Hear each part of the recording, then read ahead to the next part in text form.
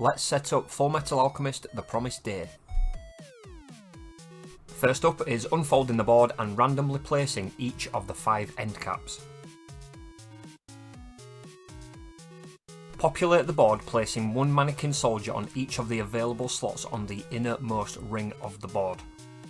The remaining tokens create the mannequin soldier supply. Take the round board and place this next to the main game board within easy reach of all players. Shuffle the bonus transmutation deck and place a card in each of the empty spaces. Shuffle the homunculus boss deck, drawing the top card, and this will be the opening boss of the game.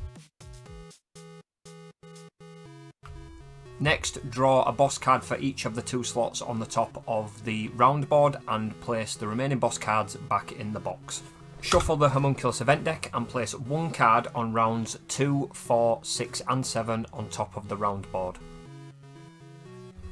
After shuffling the mannequin soldiers deck, you'll need to draw cards to populate additional reinforcements of the mannequin soldiers. Because this is a 2-player game, we draw cards until we populate the board with at least 4 mannequin soldiers. In a 3 or 4 player game, you would draw these cards until at least 9 soldiers are placed on the board. Back over to the board now to populate the spaces with these, and we go from the central position down to fill all available slots. Pride was the boss drawn, so we place his tile to the side of the board. We take a Philosopher's Stone, put that pip on his max health, and then we take the boss token and place him on the board on one of the slots next to his icon. That's the board fully set up and the round board. It's time to choose our characters now.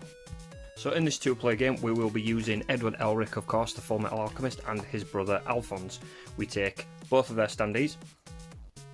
There we go.